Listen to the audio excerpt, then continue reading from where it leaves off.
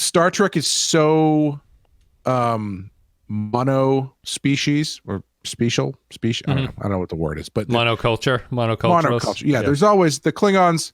All the Klingons look like the same. All the Vulcans look the same. All the Romulans look the same, et cetera, et cetera. So introducing a species that is, or a culture that is made up of a bunch of different species is a new concept to Star Trek. And I'm surprised that they don't use that as a story driver more, because so much of what the Enterprise is doing is going, these guys seem to be Xindi, but also these weird werewolf guys seem to be Xindi. Yeah. How is that possible? Like, they're building that into it as though it's a mystery, but the audience already knows that they're just a bunch of weirdos sitting around a table. So, and I think there's untapped potential in the mystery and the inferred hostility and danger you can get from having them be unknown. Are you imagining it like the do you know the concept of Battlestar Galactica? Like what the Cylons are?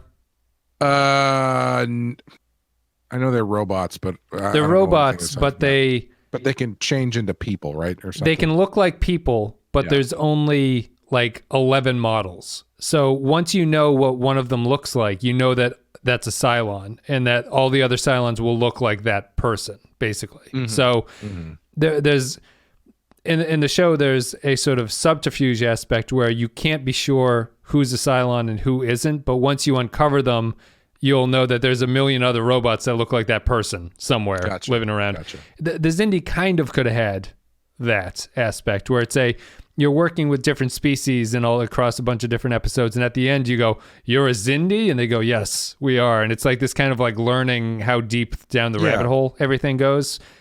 They spoil it for you at the start here because they wanted to show the makeup off, I guess.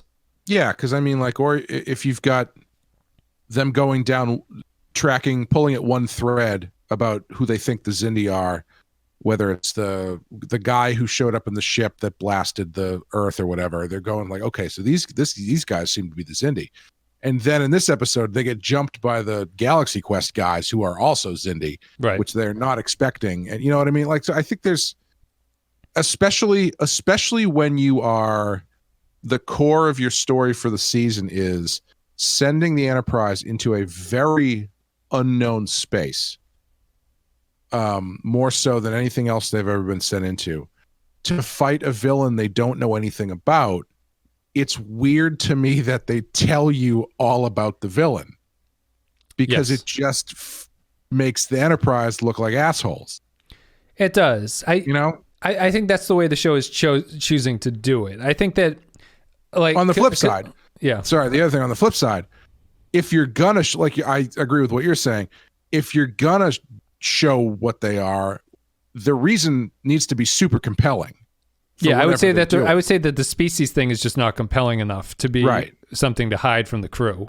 Yeah, but their inner turmoil is. If there's something interesting at the core of why the Xindi species don't get along with each other, and it's a kind of like fractional alliance that is almost splintering at this point, I think that there's drama there because it can be developed, and you as an audience member can kind of get ahead of Archer and the crew in understanding like, this is how these guys are potentially going to fall apart, or how you can beat them or something like that. It's the way the show is doing it. I think I would prefer not seeing the Xindi at all and only occasionally bumping into them and being more mysterious and not a mystery box thing, but just be like, I don't know who a Xindi is. What's going on out here? Especially if you're coming off a 9/11 analog. Right. Yeah. And this is all sort of in response to 9/11.